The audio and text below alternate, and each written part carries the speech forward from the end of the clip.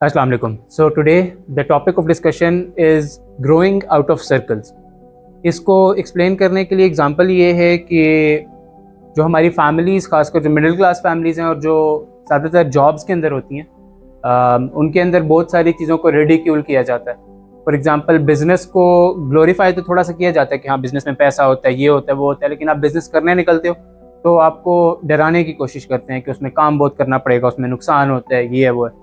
And the same goes for the higher community. For example कि जो business oriented people हैं उनके लिए out of the box thinking and इस तरह की चीज़ें जो हैं उनको एक्सेप्ट करना बड़ा मुश्किल है, जो कि एंटरप्रेन्योर्स के लिए होता है.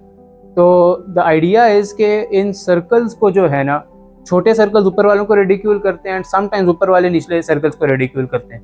मेरा आइडिया ये है कि to improve your life and to grow as a person, आपने हर सर्कल में से कहीं ना कहीं गुजरना होता है and you need some tools to escape one circle and then enter the next one. आपकी लाइफ भी इसी तरह से काम करती है कि पहले आप एक बच्चे होते हो, फिर आप एक यंग एडल्ट होते हो, फिर आप एक एडल्ट बनते हो एंड उसके बाद आप एक बुजुर्ग, एक एल्डर शख्सियत बनते हो अपने सर्कल के अंदर, अपने मुआशरे के अंदर. So we will talk about this topic from these different perspectives, जिसके अंदर जो सर्कल्स हैं वो सर्कल्स या नॉलेज और इंटरेस्ट की बेस पे हो सकते हैं, या वो सर्कल्स जो हैं cultural and religious biases and constructs की बेस के ऊपर हो सकते हैं. उसके अलावा इनसिक्योरिटीज एंड फियर्स जो हैं वो एक सर्कल की काफ़ी हद तक कॉमन होती हैं. Then comes the mindset and their patterns and day to day life, and last but not the least is the view on life and the higher purpose के जिसके ऊपर वो सोसाइटी या वो सर्कल ऑफ पीपल या वो demographic जो है काम कर रही होती है. सो द आइडिया इज कि you have to grow out of circles. तो अभी आपकी फैमिली के कुछ नॉलेज है उनके पास किसी किस्म का एंड उनके कुछ इंटरेस्ट हैं. फॉर एग्जांपल पॉलिटिक्स है, रिलीजन है, स्पोर्ट्स है. ये बहुत कॉमन थीम है. आधे से ज़्यादा पाकिस्तानी इंडियन घरों के अंदर मोस्ट लाइकली यही होता है कि बात जो है, जो शेयर्ड इंटरेस्ट हैं वो या स्पोर्ट्स की तरफ है, या पॉलिटिक्स की तरफ है, या रिलीजन की तरफ है. इसी पे बात होती रहती है. लेकिन उनका जो इनसिक्योरिटीज और फियर्स और जो माइंडसेट और पैटर्न्स होते हैं ना, वो ये होता है कि हम इसमें कुछ नहीं कर सकते, अगर हम कुछ कर भी सकते हैं तो हमारा काम नहीं है, हम बात करेंगे, अपना टाइम ज़ाया करेंगे, लेकिन उससे कुछ निकलेगा नहीं. आपने इस चीज़ को ब्रेक करना है. उसके अलावा आपकी फैमिली या जो जॉब ओरिएंटेड लोग होते हैं उनके अंदर जो एक और बायस होता है वो कल्चरल और रिलीजियस बायसेस हैं. मुसलमान सारी दुनिया में है और हर जगह के मुसलमान को लगता है कि हम ठीक हैं. फॉर रेफरेंस, बहुत सारी जगहों पे नमाज बहुत डिफरेंटली पढ़ी जाती है वर्सेस जो हमारे साउथ एशियन घरों के अंदर, पाकिस्तान, इंडिया वगैरह के अंदर जिस तरह से नमाज पढ़ी जाती है. बहुत सारे ऐसे ममालिक हैं जिनमें नमाज बिल्कुल डिफरेंट तरीके से पढ़ी, बिल्कुल डिफरेंट नहीं, लेकिन उनमें काफ़ी सारी चीज़ें चेंज होती हैं. वो इधर देखेंगे तो उनको लगेगा कि हम गलत इस्लाम पे जो है अमल कर रहे हैं, हम उनको देखते हैं तो हमें लगता है कि वो गलत इस्लाम पे जो है ना अमल कर रहे हैं. दोनों सीखने के लिए राजी नहीं है. तो ये उनका रिलीजियस और कल्चरल, रिलीजियस बायस है. रिलीजियस उनके जो कॉन्स्ट्रक्ट्स है ना वो इस तरह से डिफाइन हुए हैं तो उनको कोई भी बाहर की चीज़ जो है वो गलत लगती है, अपना आप ठीक लगता है.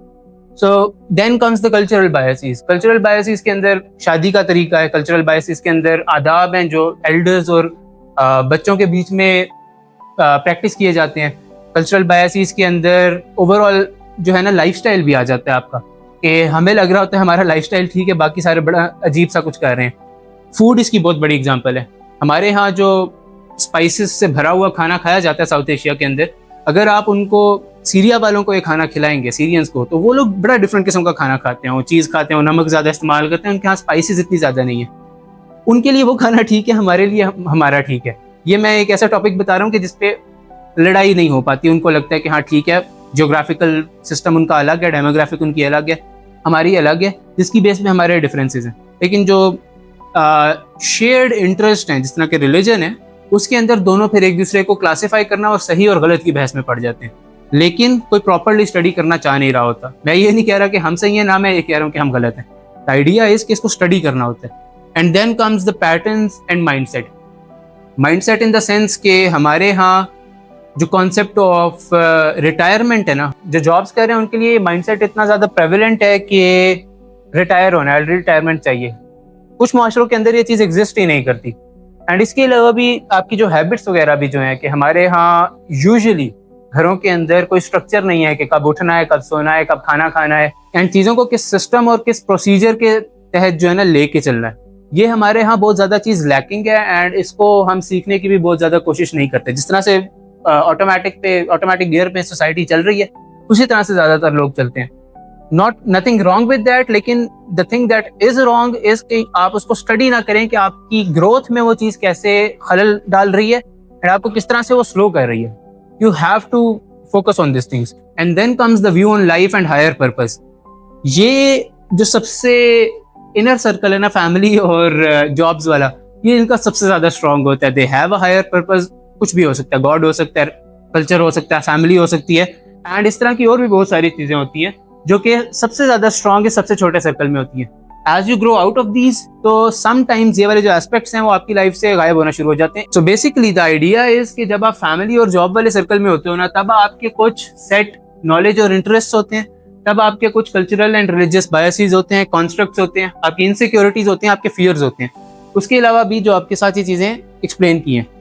When you want to grow out of this circle, अगर आपने जॉब नहीं करनी, बिजनेस करना है, एंटरप्रेन्योरशिप करनी है, तब आपने अपने माइंडसेट को भी चेंज करना है, तब आपने अपने पैटर्न्स को भी चेंज करना है, तब आपने अपनी इनसिक्योरिटीज और फियर्स को भी खोलना है कि जिन चीजों को आप बिलीव कर रहे हो वो एक्चुअली होती ही नहीं है. जॉब वालों को लगता है कि बिजनेस वालों को बहुत ज्यादा काम करना पड़ता है, लेकिन उनको जो काम करना पड़ता है वो उसको अपने शौक से कर रहे होते हैं, उनके लिए वो स्ट्रेसफुल नहीं होता. जॉब वालों से ज्यादा खुश वो अपनी लाइफ के अंदर होते हैं. इन चीजों को तोड़ना बहुत जरूरी है. And another thing to add here is कि it is a very popular quote के $1 million हैबिट्स जो होती हैं वो ही मिलियनेयर्स बनाती हैं. जो ब्रोक हैबिट्स होती हैं, ब्रोक लोगों की हैबिट्स होती हैं, वो ब्रोक पीपल ही बनाती हैं. जो आपके पैटर्न्स हैं और जो आपकी हैबिट्स हैं और जिन रूल्स और पैटर्न्स के ऊपर आप अपनी जिंदगी गुजार रहे हो, वो आपको उसी डेमोग्राफिक के अंदर फंसा के रखेंगी जब तक आप उनको चैलेंज नहीं करोगे. And one more thing that I heard recently was कि every level has its own devils. यानी कि मसले आपकी जिंदगी से कभी खत्म नहीं होंगे. हर स्टेज का अपना किस्म का मसला होता है. अमीरों के मसले अलग हैं, गरीबों के मसले अलग हैं. You can not escape problems, you can escape the circles and your problems change with time, और जिनके लिए आपको अडॉप्ट करना पड़ता है. तो the core idea behind all this is you have to get comfortable with discomfort. आपने अपने पैटर्न्स को तोड़ने के लिए, आपने अपनी ईगो को तोड़ने के लिए रेडी हो जाना है. आपने अपने जो कॉन्स्ट्रक्ट्स हैं, आपके जो बिलीफ्स हैं, उनको तोड़ने के लिए, कॉन्स्टेंटली तोड़ने के लिए आपने उसके लिए रेडी हो जाना है. बगैर इसके आप अपनी लाइफ में ग्रो नहीं कर सकते. So this was the topic. If you have any questions, share them down in the comments. I'll try to answer all of them. I will answer all of them. And see you in the next video. Tab tak take care. Allah Hafiz.